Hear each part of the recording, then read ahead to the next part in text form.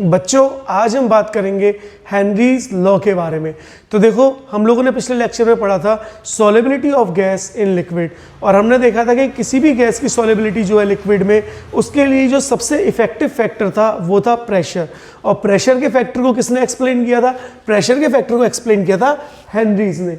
और अब उन्हीं की एक्सप्लेनेशन को हमने एक लॉ बना दिया और अब हम लोग बात कर रहे हैं हेनरीज लॉ के बारे में। तो सबसे पहले देखते हैं कि हेनरीज लॉ होता क्या है और हेनरीज ने क्या बोला। तो हेनरी जो साइंटिस्ट थे उन्होंने ये ऑब्जर्व किया कि जब भी आप किसी भी गैस के ऊपर प्रेशर अप्लाई कर रहे हो तो उस गैस की सॉलिबिलिटी लिक्विड में हमेशा बढ़ जाती है। लाइक अगर सपोज दैट मेरे पास एक लिक्विड है, ये मेरे पास एक लिक्विड है, मेरे पास दो गैसें हैं O2 और CO2। तो अब जिस गैस के ऊपर ज़्यादा प्रेशर अप्लाई हो रहा होगा उस गैस की सॉलेबिलिटी क्या होगी? ज़्यादा होगी, यानी वो गैस वाटर में ज़्यादा सॉलेबल होगी। सपोज दैट मैंने बोला कि CO2 का प्रेशर जो है वो 2 एटमॉस्फेयर है, जबकि ऑक्सीजन का प्रेशर जो है वो 1.5 एटमॉस्फेयर है। तो आप मुझे खुद बताइए, जिसका प्रेशर ज़्यादा होगा वो गैस क्या वाटर में ज़्यादा सॉलेबल हो जाएगी या लिक्विड में ज़्यादा सॉलेबल हो जाएगी? और इसी को किसने बोला? हेनरीज ने बोला। तो देखते हैं क्या बोला हेनरीज ने। The solubility of a gas in liquid is directly proportional to the pressure of the gas। किसका प्रेशर? गैस का pressure over the solution at constant temperature, यानी टेम्परेचर का कोई इफेक्ट नहीं पड़ रहा है। तो यही बात किसने बोली? हेनरी ने। कि आप भाई जिस गैस का प्रेशर जितना ज़्यादा होगा या आप जिस गैस के ऊपर जितना ज़्यादा प्रेशर अप्लाई करोगे वो गैस उतनी ही ज़्यादा सॉलेबल हो जाएगी लिक्विड में। लाइक आपकी सॉफ्ट ड्रिंक, आप सॉफ्ट ड्रिंक पीते हो, उसके अंदर CO2 गैस स्टोर है, तो हम क्या करते हैं? हाई प्रेशर पे CO2 गैस को उसके अंदर सॉलेबल करते हैं, और जैसे ही आप लोग बॉटल ओपन करते हो तो प्रेशर खत्म हो जाता है, यानी हाई सील्ड खत्म हो गई और CO2 गैस क्या हो जाती है? एस्केप आउट हो जाती है। तो हम देखते हैं कि और क्या बोला हेनरीज ने। हेनरीज ने ये बोला कि अगर आपके पास दो या दो से ज़्यादा गैसेस हैं तो जिस गैस के ऊपर ज़्यादा प्रेशर अप्लाई हो रहा होगा उस गैस के मोल फ्रैक्शन भी क्या होंगे? ज़्यादा होंगे इन द लिक्विड। या आप बोल सकते हो कि भाई लिक्विड में जो गैस जितनी ज़्यादा सॉलेबल हो रही है दैट मीन्स उस गैस के ऊपर उतना ही ज़्यादा प्रेशर क्या हो रहा है?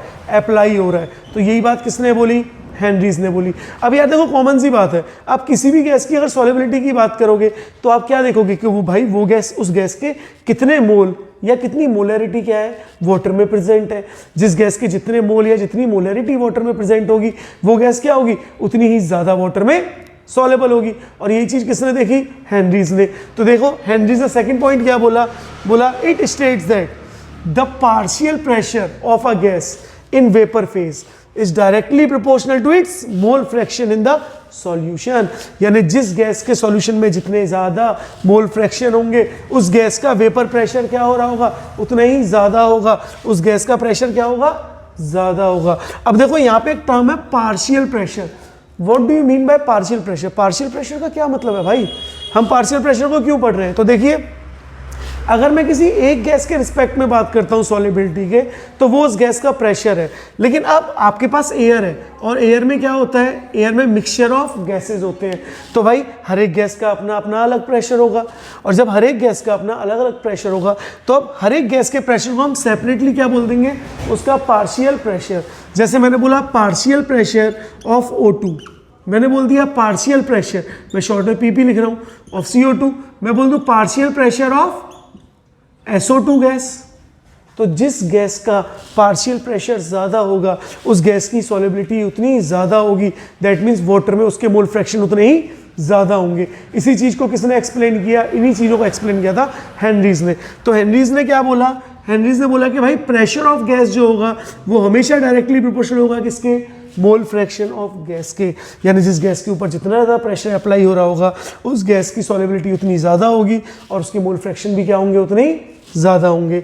अब जैसे ही हम प्रोपोर्शनल का साइन हटाते हैं तो हमारे पास एक कांस्टेंट आता है KH। And what is KH? KH is Henrys constant. KH is Henrys constant. सबसे इंपॉर्टेंट बात जो आपको याद रखनी है, Henrys constant is the characteristic.